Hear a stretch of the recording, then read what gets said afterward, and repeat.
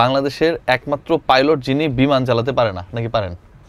না, বিমান চালাতে পারি নাই কখনো, বাট ইচ্ছা ছিল, বাট অপরচুনিটি হয় নাই, সুযোগ হয় নাই, বাট নামে পাইলট। এই পাইলট নামটা কেমনে আসলো পাইলট ভাই? মানে থাকে না যে ধরেন অনেকেই অনেকের সন্তানের নাম রাখে ধরেন হচ্ছে স্পেশাল ব্যক্তিদের নামে, স্পেশাল প্রফেশনসের নামে, যেমন পাইলট। আঙ্কেল আন্টির কি খুব ইচ্ছা ছিল যে আপনাকে পাইলট বানাতে চায়, বা এরকম কোনো কিছু ছিল কিনা ব্যাকগ্রাউন্ডে? আঙ্কেল আন্টির আসলে দেওয়ার নাম না, এটা হচ্ছে যে আমার বাসার অপোজিটেই আমাদের ব্লাড কানেকশনও ছিল না, বাট ব্লাডের কানেকশনের মতো এত সুন্দর সম্পর্ক ছিল। এক মামা ছিলেন আমার খুবই শ্রদ্ধেয়, এবং উনি মারা গেছেন। ওনার ইচ্ছা ছিল, আমি খুব ট্যালেন্ট ছিলাম ছোটবেলায় মোটামুটি ওনার দেখা মধ্যে। তো ওনার ইচ্ছা ছিল যে আমাকে বড় করে, মানে বড় হলে আমাকে পাইলট বানাবে। তো এই জন্য প্রথম থেকে উনি আগে থেকে ছোটবেলা থেকেই আমাকে মানে বলতেন যে পাইলট পাইলট বলে ডাকতেন। এই পাইলট বলে ডাকতে ডাকতে বাসার পাশে যারা থাকতেন নিকনেমটা অটোমেটিক হয়ে গেছে। অনেক সময় থাকে না, অনেক এলাকায় থাকে না যে এই নামে ডাকতে ডাকতে নামটা হয়ে যায়, এস্টাবলিশ হয়ে যায়। তো পরবর্তীতে যখন আমার নামটা খেলার মাঠেও সাংবাদিক ভাইরা, স্থানীয় সাংবাদিক ভাইরা যখন লেখালেখি করছেন পাইলট এত রান করেছে পাইলট, তো পরে আমি আর চেঞ্জ করি নাই নামটাকে ওইভাবে। অন্য কোনো নাম কি আসলে ছিল ডাক নাম, মানে পাইলট নামটাকে অন্য কোনো নাম থাকা উচিত? আমার মা বাবু বলে ডাকতেন। আচ্ছা, মা বাবু বলে ডাকতেন, ওই নামটাই ছোটবেলায় ওটা হয় বাবু, সবাই বাবু। পাইলট ভাই, এই যে খেলার কথা বললেন, স্টাবলিশমেন্টটা এসেছে অনেকটা আসলে স্পোর্টস থেকেই, যে পাইলট নামটা অনেক বেশি স্টাবলিশড হয়ে গেছে, এবং সেই নামটাই এখন পপুলার। সেই নামই এক নামে সবাই জেনে, খালেদ মাসুদ বলা লাগে না, পাইলট বললেই আসলে কে সেই ব্যক্তি সেটা জানে। এই স্টাবলিশমেন্টের গল্পটা তো শুরু হয়েছে ধরুন অনেক বছর আগে। How actually this story created? মানে আপনি যে একজন ক্রিকেটার হবেন, ক্রিকেটার হতে চাইলেন, ক্রিকেটার হয়ে গেলেন, এই স্টোরিটা আসলে ক্রিয়েটটা হলো কোথা থেকে? এটা আসলে প্ল্যান করে নয়। আমার কাছে মনে হয় যে আমার বাবা স্পোর্টসম্যান ছিলেন, আমাদের আব্বারা 7 ভাই ছিলেন।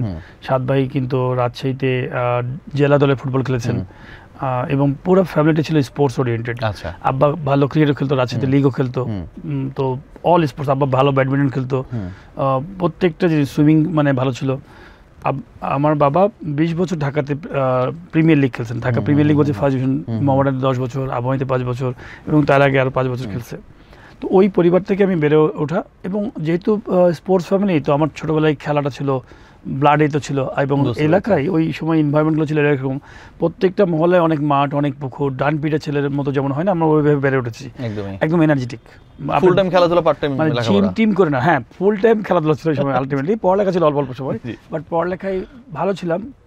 5-6 পর্যন্ত ছিলাম, ভালো রেজাল্ট করতাম, তো 1, 2, 3 এর মধ্যে থাকতাম। ক্রিকেটে কেন আসলেন? মানে এখন ধরেন অনেকে ক্রিকেটে আসে, এটার পেছনে অনেক লজিক্স থাকে, কারণ এখন ক্রিকেট ভালো করতেছে, একাডেমি হচ্ছে, ফ্যাসিলিটিস অনেক, ইন্টারন্যাশনাল ক্রিকেট সম্প্রচারিত হয়, many reasons, if you want you can find out. But আপনাদের সময় তো আসলে পপুলারিটির জায়গায় ক্রিকেট ওভাবে ছিল না, প্রায়োরিটির জায়গায়ও ছিল না, but why you become a cricketer? না, এটা মূলত হয়েছে, আমি তো ওই প্রত্যেকটা স্পোর্টসের সাথে খুবই ইনভলভ ছিলাম, এই খেলেও বেড়ে উঠছি। এমন সময় আন্ডার 16 টিমে আমি কিন্তু চান্স পেয়েছিলাম ফুটবলে, রাজশাহী জেলা দলের। কিন্তু সামহাও ওটা ওই টুর্নামেন্টে খেলা হলো না, পরে আবার যাওয়া হলো না। কিন্তু এদিকে ক্রিকেটও ভালো খেলছি। তো স্থানীয় একটা টুর্নামেন্ট ছিল তখন, মিঠু ইউনিভার্সিটি টুর্নামেন্ট। তো এই টুর্নামেন্টে আমি খেলতে গেছি, এবং রাজশাহী লিগ কেবল শুরু করেছে খেলা, তখন 16 বছর বয়স। খুব ভালো খেলছিলাম। আমাকে 2জন ফরেন প্লেয়ার ছিল, শ্রীলঙ্কান গামাগি এবং গুরুগে। গামাগি শ্রীলঙ্কান ন্যাশনাল টিমে খেলেছেন, ফাস্ট বোলার, সরি। তো ওনারা 2জন আমার এগেনস্টে খেলেছে, এবং একটা টুর্নামেন্টে ফরেও খেলেছে। তো আমাকে দেখে তাদের খুব পছন্দ হয়েছিল, এবং পরবর্তী তারা আমাকে ঢাকায় কল করে ওয়ালি টিমের জন্য খেলার জন্য। একটা ম্যাচ ছিল সেই বছর, তো আমাকে একটা ম্যাচ খেলাই, এবং খেলার পরে আমি একটা ম্যাচ খেলে আবার যখন শেষ হয়ে গেলো লিগের খেলা, তো আমি ব্যাক করলাম। তো সেই বছর আমি 89-এ একটা ম্যাচে খেলছি। পরবর্তী বছরে কলাবান ক্লাব থেকে আমার অফার আসছিল যে আমি রাজশাহীতে খুব ভালো খেলছি, এই জন্য মানে কলাবান ক্লাবের অফিসিয়ালরা আমাকে নিয়ে আসে, এবং আমি কলাবান ক্লাবে আলটিমেটলি 3 বছর খেলি, এবং ওখান থেকেই শুরু হয়ে গেল আমার টার্নিং পয়েন্ট।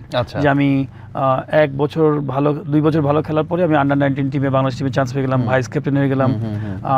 সাথে 94-এ আমরা চ্যাম্পিয়ন হলাম, একটা চ্যাম্পিয়ন আন্ডার 19 চ্যাম্পিয়ন হলাম মালয়েশিয়াতে।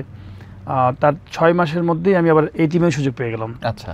খুব ফাস্ট যাচ্ছিল সবকিছু, এবং ওই সময় খুবই কুইক আমি চলে গেছি, এই টিমে খেলা হয়ে গেল, এবং তার 4-5 মাসের মধ্যেই আমি ন্যাশনাল টিমে খেলে ফেলছি। এই যে মানে একটা কুইক র্যাপিড এক্সপ্রেস যেভাবে বলি না কেন জার্নি আপনার ছিল, এই পার্টিকুলার জার্নিতে পাইলট ভাই আপনি কিন্তু একজন উইকেট কিপার ব্যাটসম্যান হিসেবে নিজেকে এস্টাবলিশমেন্টের দিকে নিয়ে গেলেন। আপনি কি কখনো বোলিং করতেন? আপনি কখনো স্পিন বল করতেন, কখনো পেস বল করতেন, বা বোলিং এর ব্যাপারে কখনো কোনো আগ্রহ ছিল না? কিনা? টুকটাক এলাকা যখন খেলতাম তখন টুকটাক হয়তো বোলিং করছি, বাট খুব একটা কি এনজয় বল করতাম করতেন না। আপনি? খুব স্পিন বোলিং করতাম। আচ্ছা। হ্যাঁ, খুব একটা এনজয় করতাম না, বিকজ হচ্ছে যে আমি কিপিং এ খুব পিছন সাইড থেকে খুব ভালো ধরতাম। আচ্ছা।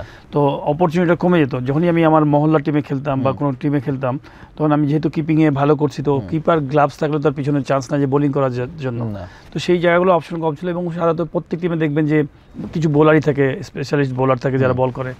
তো অল্প সময় 2-1 ওভার হয়তো মানে পার্ট টাইম হয়তো বল করেছি, কিন্তু ওইভাবে করি নাই। বাট এইভাবে আর কি আমার আস্তে আস্তে করে কিপিংয়ে চলে আসে। এবং আমি বলবো যে রিয়াসাত ভাই, একটা সময় ছিল যে আসলে আমি যখন বেড়ে উঠি তখন কোনো কোচ ছিল না, কিপিং কোচ ছিল না। আর মানে এখন যেমন স্পেসিফিক আলাদা আলাদা কোচ হয়, একদমই। তো সম্পূর্ণ আমি বলবো যে আমি দেখে শেখা। কিপিং গ্লাভসটাও তো অনেক ডিফিকাল্ট ছিল ওই সময়টায়। তখন কিপিং গ্লাভস বলতে কি জেনারেল যেগুলো বিক্রি হয় মার্কেটে, সেইভাবে কিপিং করতাম।